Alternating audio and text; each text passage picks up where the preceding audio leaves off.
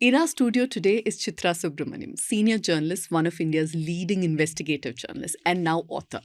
Now, Chitra coming to our newsroom is a regular event. She's kind enough to drop in every time she's in Bengaluru, but this visit is very, very special because with her, she's brought her latest book.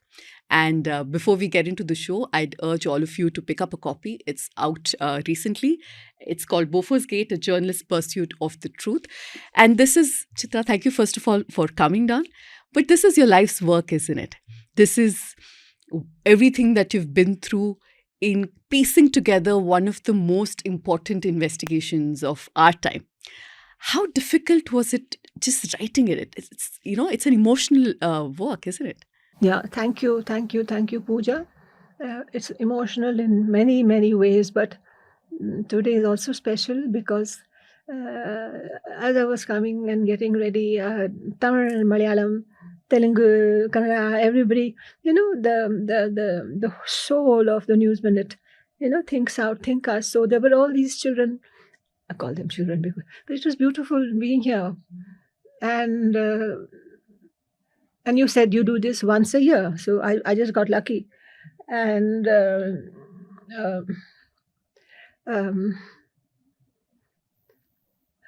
putting the book together was as difficult as doing the work. Not because it's one thing to have the data in your brain. It's something else to download it in words. And I'm a person with words, and I was saying, I can't let copy go. I'm rewriting. This word is not right. That word is not right. I was writing this for my children, basically, because they suffered a lot, especially my son and my family. It takes a toll. And I want to read a letter that Sten Lindstrom. It's so precious to me. I'm carrying this piece of paper around. It's more important than all the documents, all my books, everything I have, all the jewelry. This is who I am, carrying this piece of paper around. I don't know what to do with it. You told me make a copy and keep the original in a bank, but I don't trust bankers.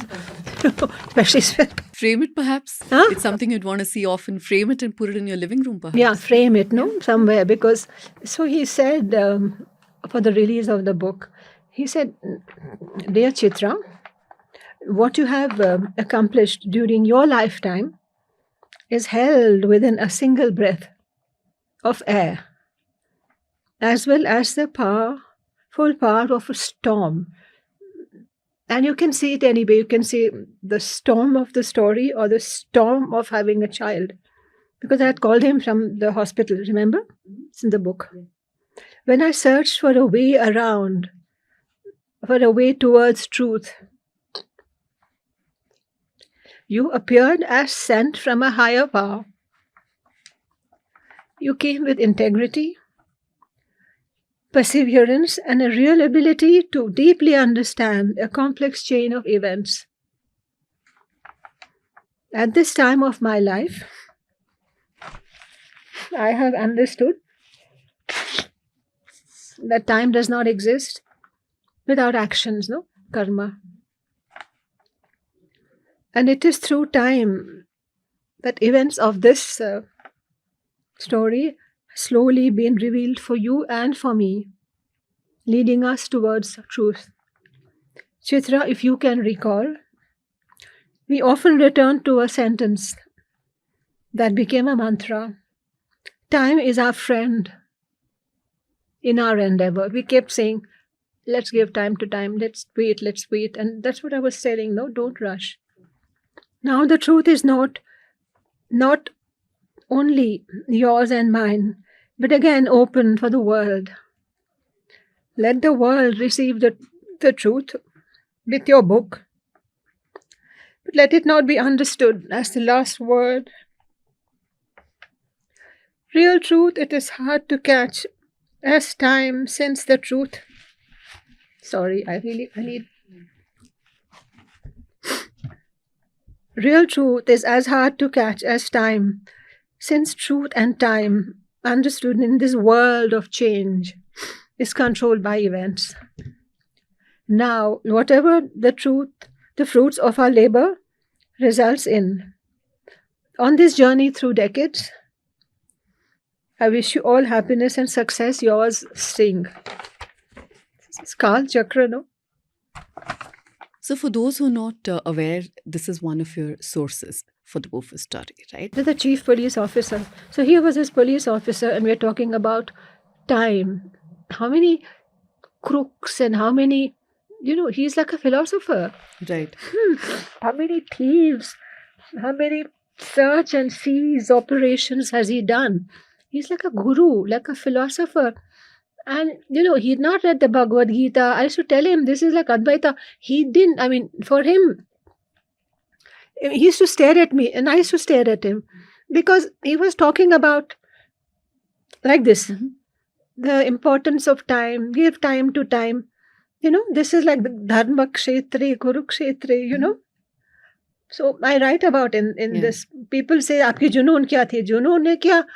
I grew up in a Brahmin home, where one MS on one side, news on the BBC on the other side, and Amma used to say this, recite this prayer, every morning, that it is from the I'm having a blank in my brain. I used it a lot because when I used to get scared, I used to tell people, this is my philosophy, and you have no business touching my country. So Aditya Hridayam Punyam Sarva Shatru Vinashanam Jayavagam Javeni, I'll come after you. And Amma used to say, be careful. I said, what careful? They looted India, no? I think people should know what happened. Yeah. We bought very good guns, the best in league. We got a best price, but then we bribed. So my country was cheated, and I genuinely believe that we should not be in this spot. This bit about, the romance, for me, the romance of Rajiv Gandhi coming to power just crashed. Because you do write about this in your book as well. Rajiv Gandhi, when he came to power, was this clean man. He was called Mr. Clean. They said you can't question his integrity. And he had 440 seats, Pooja. Right. Landslide victory. My God, nobody can get that ever. Yeah. These people go around saying 400 par, 400 par. They will never get anywhere near 400 par. Which made it, I'm sure, more complicated for you when you were raising questions, not necessarily questioning his integrity, but of his government, people close to him. And how difficult was it when you were talking about it? I'm sure many people tried to shush you, say, hey, it's not possible. We have this. But I didn't believe. I didn't believe that he was corrupt. I had a learning for myself that no matter how much you have, if you're greedy, you'll want more. You see, for me, okay, how much does he want, Does he want so much money? He has such a lot of money. I'm talking to myself, but if you're a greedy person. So you made a very good point as to, for me, there's nothing romantic. All the romance of India. And now I wrote this book because I feel the romance of us, our profession, is all coming back, Pooja. Thanks to you. Thanks to Danya, thanks to all the urban excels in Delhi. The news people. And it's not easy. Yeah. It's not easy what we are doing. But there's no other way. Right. There's no other way. I want to talk about investigative journalism as such. And the reason why I think this conversation is so important today is we're seeing shouting matches, people jumping into each other's compounds, peeping into their living rooms, passed off as investigations. What you did, where you put together 350 documents, right? That's how many documents you went through. And I only have them. They have much more. Right. And this is the pre-internet era, right? We've had it easier. You had to go. You have your own issues. Of course. Yeah. But you had to go to a library physically, pull out books to understand, to get some semblance of howitzer, Tell us what were the documents, what were the things that you had to understand? How did you put this together? See, when they said howitzer, I didn't know what it was. So I was telling the librarian who was French speaking, in top, I asked Carlo, how do you say howitzer in French? There was a language and all, but to be very, very frank, people were so kind. If you ask nicely and you don't understand, obus. If you ask nicely and you wait and you don't threaten people, people are so, the world is full of good people who want to help you. So I waited in line, till they could get. And Geneva, the advantage of being is that it's a disarmament, it's where disarmament talks happen. So there are a lot of books in the library, and the big books and small books and all kinds of books. So, you take notes, and I take notes even now. I take notes all the time. So it's uncompromising work. You have to sit down, take notes, understand. And I was also pregnant, Right, right. which was not easy. So this kind of journalism going into people's homes, my God, what are you doing? What are you doing? And what are you doing? Do you even understand what you're doing? People leave people alone. Yeah. And you're putting it out. You're putting it out on television. Tell us a little bit about how this started, because there were a lot of people, from what we've heard now, who didn't want to touch this. It was too big, too controversial, too dangerous for them. You were a 29-year-old, and at the time you were looking at a scam potentially costing 1.3 billion, right? 1.4 billion. It's daunting today. It would have been far more daunting then. And like you said, you were pregnant at the time. So take us through how this started. What made you take it up so aggressively, single-mindedly? That's who I am. If something... so let me tell you, the story was on the wires. What I don't think people even know what the wires are. Telex. What is telex, madam?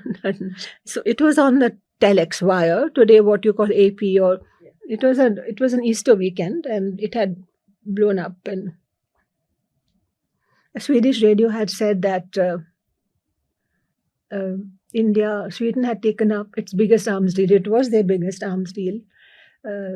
Bofors had won this deal and taken for 700, 800 field howitzers, and they had bribed Indians and others. So this was in 1987. So Kumi, my friend Kumi Kapoor, who's like a friend, philosopher, guide, everything, she had left messages on the phone. We had gone to Florence and call me, Chitra.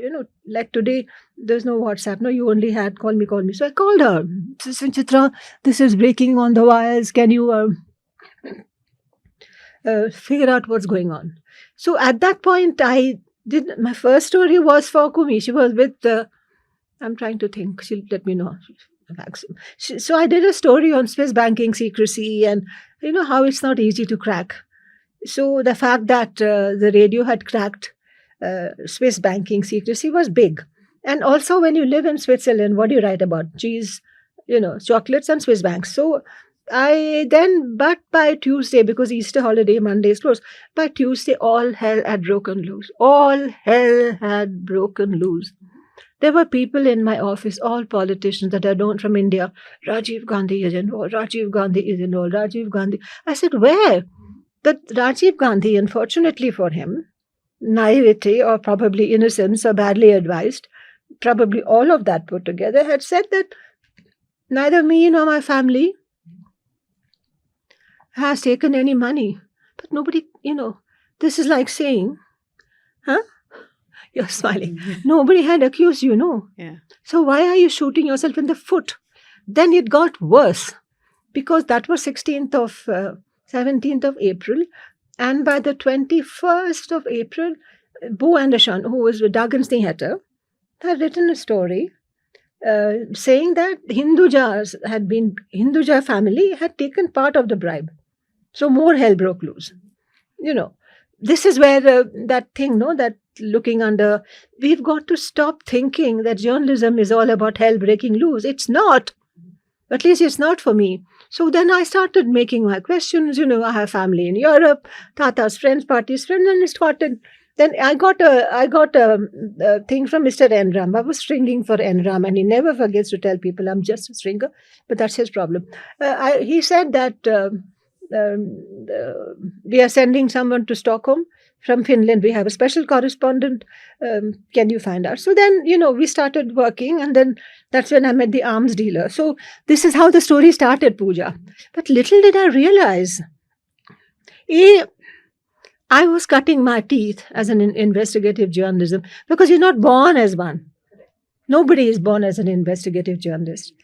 I was cutting my teeth as an investigative journalist, and I was cutting my teeth as a mom. Mm-hmm. Two of the most difficult things you've Two had to of do, the yeah. most difficult things to do in life. Mm-hmm. So, and facts, then, when Sten says you had, at that time I called him, then I think there's something in me that people trust. What? I don't know. This thing started coming, information started coming, everyone started calling. Then I got threatened by Mr. J. Netmalani then. But, I don't get scared when people threaten me. I don't think it's a good thing. Like, now my daughter wants to go and work in Africa. I'm all over the place. But, you have to be a parent to understand. So, to answer your question, Pooja, let me explain. Super program people, watch her, let me explain. I came to a spot where Bo Anderson called, then other people, the Bofors people called. And you see, the thing I found charming but no longer is that the Swedes were so naive that I used to call Bofors and they used to speak to me. Accounts department, finance department, everybody used to speak to me. Then there was a crucial meeting at what's called the Skandinaviska Enskilda Banken, which is there like our Reserve Bank, where an accountant asked that if the bribes are legal, then why are you saying at the end of every payment that don't give the name of the recipient? Then some more hell broke loose. Then the top man of Bofors went to meet them. And at that meeting, then he said who was getting paid. Every piece of paper in that meeting was shredded. Then you knew something was stinking. By which time a lot of sources and Nikhil was coming. And I was saying, should I go? Should I not go to Sweden? Am I getting married? What's going to happen? But so why did I write this book now? It was time to tell my story, You said, no, the baby cot is full of documents and, I had more documents than things for Nikhil, guilt, I don't want to buy new clothes because my Italian family, they don't buy new clothes either. When the baby is born, they say you should wear old clothes. All of that, same tradition. My mother was there. My mother, I was pumping my milk and then she's saying, you know how it is, don't do pumping milk. She started getting into the room and praying. I prayed with her. And, when there is complicity among journalists, that community. So I told my friends, if my mother rings, don't say anything. So she would call my friends and say she's gone to Geneva. So, I started to realize that nothing is more important than building a community of people who trust you. And the other day, I told you about Lallantop, no? Yes. Can I share it here? Of course. So I went to one of the interviews I was, my God, I'll remember this till I die. When the book was launched and a lot of interviews, and one of the interviews was Mr. Dwivedi, Saurabh Dwivedi of Lallantop. And newsroom full of people. When I walked in, they all stood up and clapped. Can you imagine? They clapped, they clapped, they clapped. I didn't know where to look. It's a tribute to the credibility, the trust you've built. What is the connection? They clapped till I didn't know what to do, till I cried and I howled and I was not crying. There were tears of joy, And then we recited the Aditya Hridayam with with Saurabh, we spoke about Shreya Ghoshal. Yeah, because she's my favorite. She's Ghoshal. Then we spoke about Kishori Bai Amonkar. I have a life, you know. This is something that my editors will never understand. We spoke about cooking, you know. So my sources were also like this. They also had a life. Sen Lindstrom was an officer, but he also had a daughter, Ilva, who came to release the book. You know, so human beings. You're a human being. You're an aesthete. You know, you have a beautiful. You know, you don't become. At a certain point, your job consumes you. But so that moment at, in London Top, I will. And this trip, Pooja, for me, this trip, as you know, I go back. This trip, I have been crying and crying. There are tears of joy wherever I look. Wherever I look, people are clapping. Wherever I look, at the airport, and I didn't have enough change. So I went to the bookstore. The guy who was pushing me said, "Aapka kitab hai, aapse paisa nahi lenge." What can I, nahi Maji, aapse kaise paise lenge? So somewhere I have touched something, no? Of course. And yeah, that is the award. But it, I'm sure, wasn't this easy throughout. And I want to go back to the role of your editor. You earlier said, people were very kind to you, but you didn't get kindness always. I'm going to leave it to you how much you want to reveal, how comfortable you are talking about it. But do tell me how much of a support you got from your then editor, Enram. How difficult was it convincing somebody that this is a big story, it needs to go and it needs to go in a certain way? So everything is there. Everything that I want to say is in the book. In the beginning, I got support because I'm, and then people say, "Oh, he let you write." Hell, I did good work, no? So there's It's not nothing. charity. Exactly. Yeah. Exactly. And my husband was paying. There's nothing charity here. Then Stan Lindstrom hated him. Instinctively, he said, "Throw him out. Get him out." Then this sense of entitlement. I was telling people, you are not bigger than the story. So you get these documents, AE services, the first time the Gandhi name appears, you don't write it, you don't print it. What does the source want? And Sten had said that these are the rules that you will play with. He broke every rule, including putting his life in danger, leaking the name of my source in Delhi. So, threatening Rajiv Gandhi. You actually threaten Rajiv Gandhi and say, I know who AE Services is. By the way, AE Services is linked to Otavio Quattrochi, the money which went to. And you can send me to, if you send me to Stockholm, I have more documents. So how do I know this? You are so entitled that you give an interview to the week. You think that you'll never get found out? So many people have given me so much information about what went on behind my back. I am startled at the sense of entitlement that you think that you're above everybody else. So then documents were not used, what I call the tuition, when the top Bofors people came. There was GP Arora, NNO. These are the top bureaucrats. Think of the top bureaucrats. And the top Bofors people, they're having a tuition class. Don't say this, don't say that, don't say this, don't say that, don't reveal this name, don't reveal that name. What are you saying? That document was not published.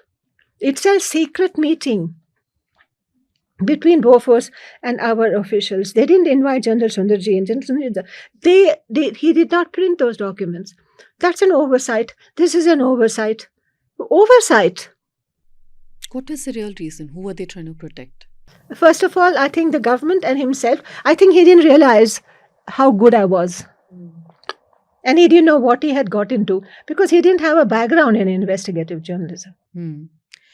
Speaking of, there were two things you were doing. You were a woman doing serious journalism. First of all, that. Yes. Right. And doing investigation at a time when Indian journalism was not used to it. So, it's doubly hard, right? Because women at the time were more used to being given softer beats, Ah. right? You look at lifestyle, you look at fashion and what have you. Back of the book, which we used to Right, say. right. So, what was that like? Was it harder because you were a woman putting this across? See, thank you so much for that question. See, Pooja, when I joined India today, I got back of the book, but I also I got very good stories as well because of who you are. You don't take nonsense. But because I was staying with my parents, I didn't have to pay rent. So, but I had very good role models. Kumi Kapoor, there was Madhu Trehan, who launched at that time News Track. In those days when there was no new audiovisual, Madhu Trehan, India Today, now of course News Laundry, of course now she's out of journalism, Kumi Kapoor, Tavleen Singh, and the tradition has carried with Barkha Dutt, Suhasini Haidar, Suchita Dalal, all of you. But it's not easy. We've still got to fight, and we must. I think part of it is because, see, my daughter is now 35 or 30, I don't know, she's 33. She says we don't get paid because we don't ask. And then if you ask, that other women trying to pull you down. This is where I think the communities must come. And when I was in Delhi, you have no idea. You have no idea how my heart was singing, because somewhere, despite all the difficulties and the condescension, which I got a lot from Mr. N. Ram, they have become irrelevant, including him, including people like him. Because I think people are realizing they know where the good stuff is. Imagine giving away confidential stuff. Interestingly enough, once the government came and the Padma Bhushan was given, Bhushan, no interest in what happened, because I stayed with it till the documents were transferred. There was no interest in that. So the interest was only till the government fell. So it's so obvious, no? So there's no question of not revealing. Everything is done in the book. Oh, why write a book? I'm not doing a peekaboo here. So, and we have here the most diverse newsroom. All of you outside. I mean, it's beautiful. It's beautiful. It's beautiful. And journalism is a beautiful job, but it's tough. It's tough. Don't get into it. It's not easy. And once you get into it, it's like a nasha. Yeah, I agree. But I want to also ask you, you've worked in several continents, but you've also now, in the last few years, you've been in newsrooms of news channels. You walked out of them too. We have that in common, you and I. I call all of us survivors. Survivors we are. But tell me, what stood out for you? Journalism as you saw it when you were much younger, when you started out, and journalism as you saw it in the newsrooms of all these news channels. Did it shock you, or did you see something common between then and now? The first thing that shocked me was lack of respect. Complete lack of respect for people who are working around you. Complete lack of respect. I can relate to that. My God. People have worked on a story and you don't even ask them, have you had a glass of water? Yeah. Have you had some tea? Please sit down. Complete lack of respect. Men, women, you think you're some kind of a king or, let's take the names. I have not worked with Navika, I have worked. Look at Navika's stories, or look at when I was, and this is not when the book was being pitched.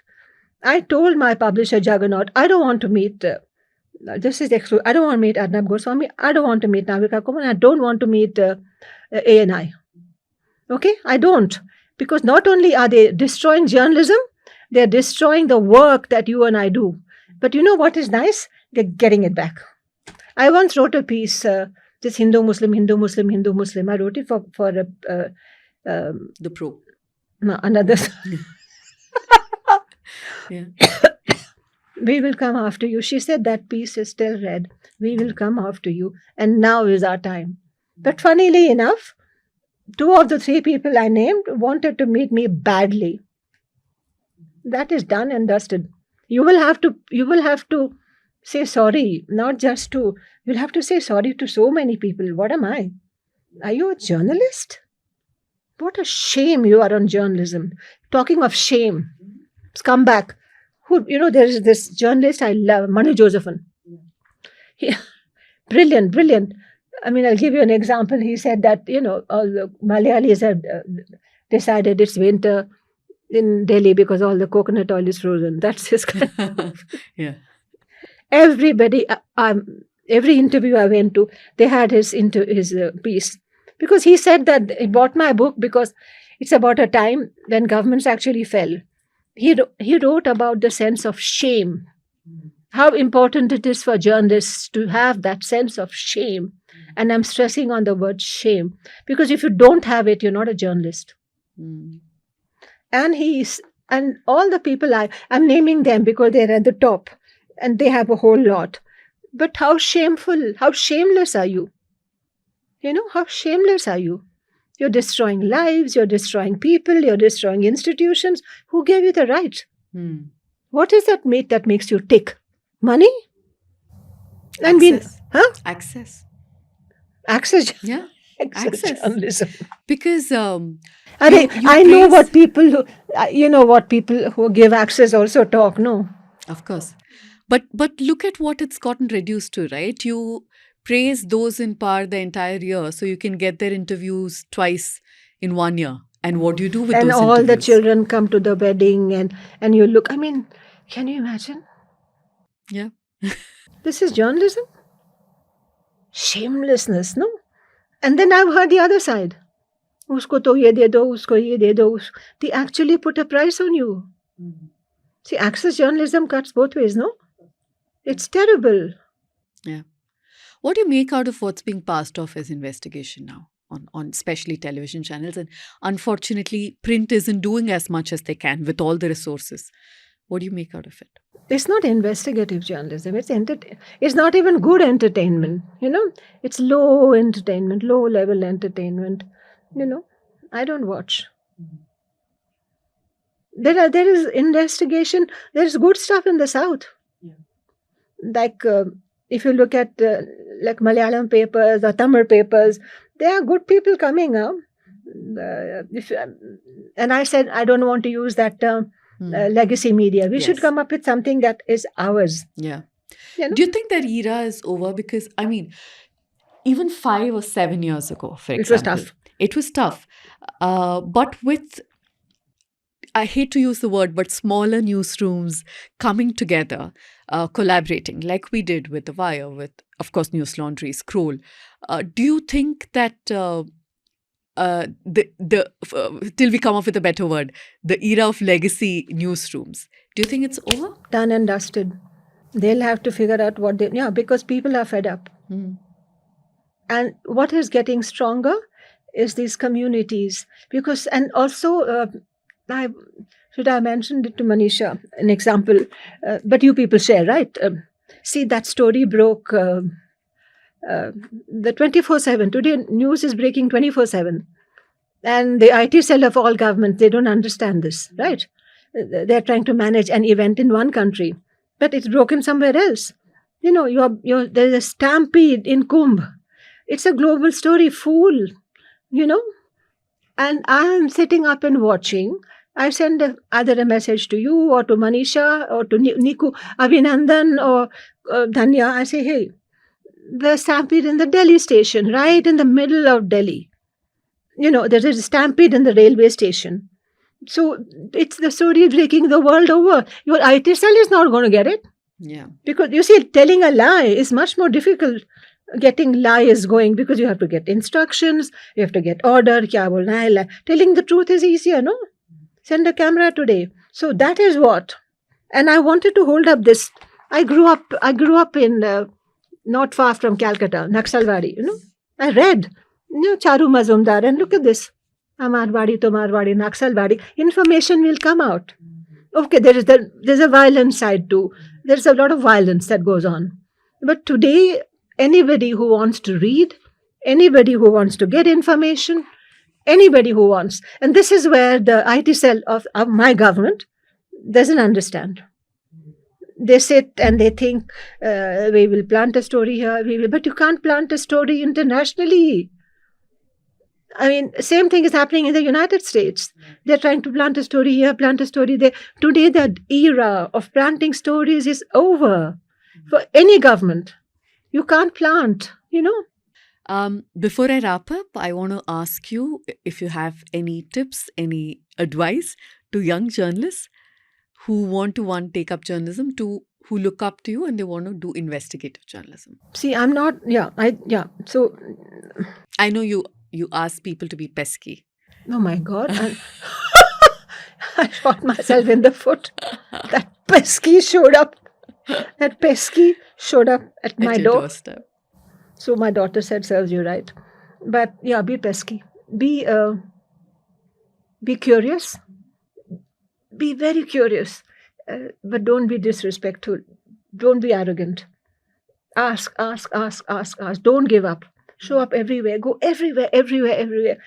Pesky can be a good. No, be Of course. like Stan said. No, go for the kill. Yeah. And but don't be disrespectful. Don't, because nobody will. Don't try to be smart. Nobody will respect you.